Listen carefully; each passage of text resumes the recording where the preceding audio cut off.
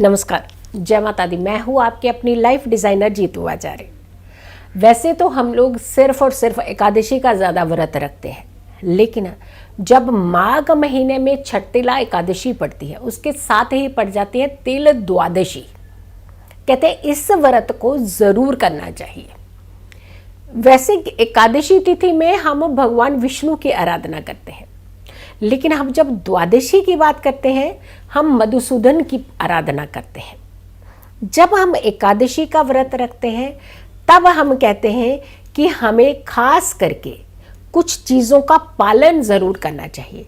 करना तो द्वादशी में भी चाहिए व्रत में पालन, लेकिन कुछ चीज़ें वर्जित नहीं होती हैं, यानी आप कुछ चीज़ों का सेवन जो है उस दिन कर सकते हैं।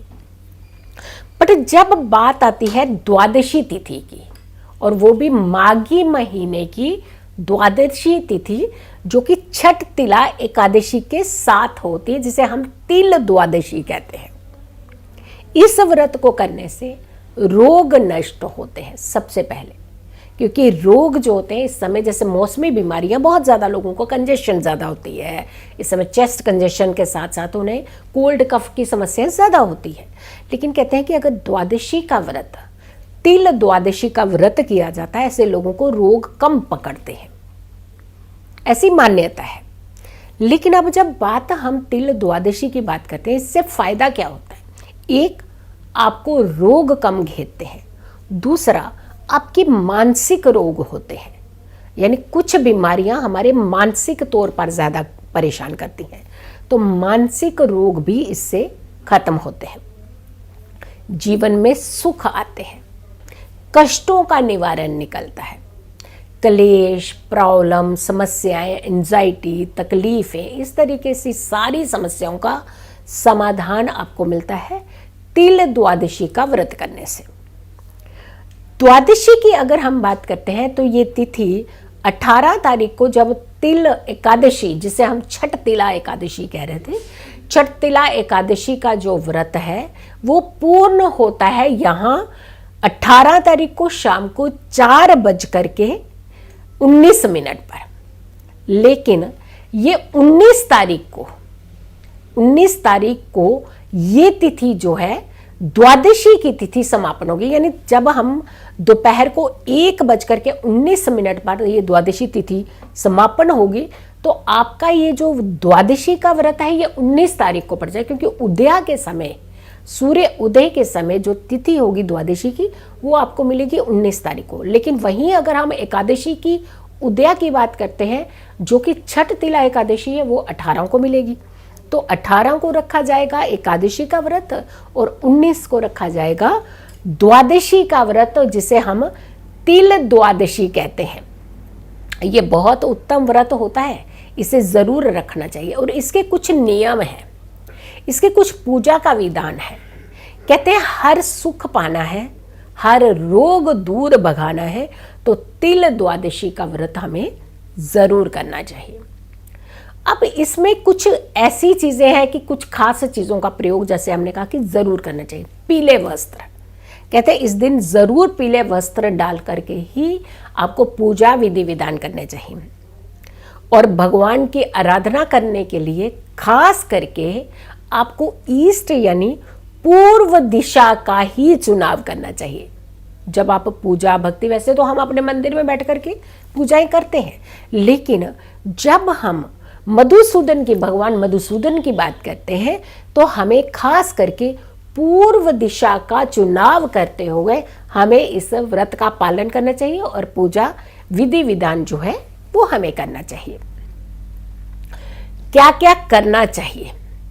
सबसे पहले स्वच्छ आसन होना चाहिए, जिस पर बैठ करके आप पूजा करें, बिना आसन के पूजा नहीं करनी चाहिए। और दूसरा, आपने मधुसूदन का ध्यान करना चाहिए। तीसरा, आपको ईस्ट, अपनी ईस्ट डायरेक्शन की तरफ मुख करके बैठना चाहिए। और चौथा, पीले वस्त्र धारण किए हुए होने चाहिए जब आप पूजा भक्ति करें, भगवान की आराधना करें। 108 बार मंत्र जाप नामावली करनी चाहिए। भगवान विष्णु के मंत्रों का जाप करना चाहिए, भगवान विष्णु के नाम का जाप करना चाहिए, श्री कृष्ण के नामों का जाप करना चाहिए और साथ के साथ आपको सुबह और संध्या का पूजन जरूर करना चाहिए, विधिवत पूजा करनी चाहिए इसकी। और साथ के साथ इस दिन कहते हैं तुलसी पूजा जरूर करनी चाहिए। एकादशी और द्वादशी पर तुलसी पूजा बहुत ही महत्व रखती है। तुलसी में दीपक जलाना चाहिए सुबह के समय भी और संध्या के समय भी, खास करके गोधूली वेला जब होती है। गोधूली वेला में जब गाय अपने घर को आती हैं, और कहते हैं ना कि जब गोधूली वेला की बात होती है तो इसकी एनर्जी बहुत अलग होती है।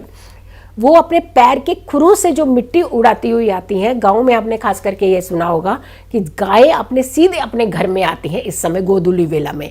और कहते हैं कि जब उस सिनेरियो के अंदर आप होते हैं जहाँ मिट्टी उनकी उड़ रही होती है, वो एक थोड़ी सी धूल भी अगर आपके ऊपर कुछ कण भी पड़ जाते हैं तो आपका जीवन जो है वो सफल होता है।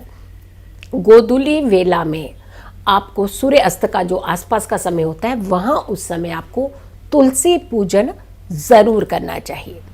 भगवान के मंत्रों का जाप करना चाहिए, तामसिक चीज़ों से दूर रहना चाहिए, तिल का दान इस दिन जरूर करना चाहिए, अन्न का दान इस दिन जरूर करना चाहिए, वस्त्र दान जरूर करने चाहिए, आत्मिक पूजा और मानसिक पूजा ये जरूर करने चाहिए, बुरे ख्यालात से भी दूर रहना चाहिए, बुरी वाणी से कहते दूर रहना चाहिए। व्रती को हमेशा ध्यान रखना चाहिए, कभी किसी का दिल नहीं तोड़ना चाहिए, दिल नहीं दुखाना चाहिए, अपशब्द नहीं बोलने चाहिए।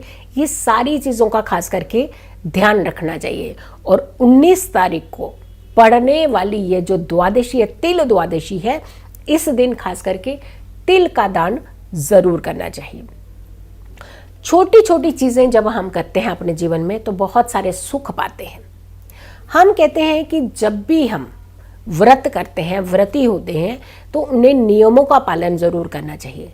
एकादशी से पहले दशमी तिथि से आपने इसका पालन, क्योंकि एकादशी साथ के साथ द्वादशी, ये जुड़े हुई द्वादशी होती है। ये जो छठ तिला एकादशी के साथ तिल द्वादशी आती है, ये बहुत उत्तम द्वादशी मानी जाती है। तो इस समय आपके जीवन में अगर किसी भी तरीके के कष्ट हैं, आप इस व्रत को कर सकते हैं।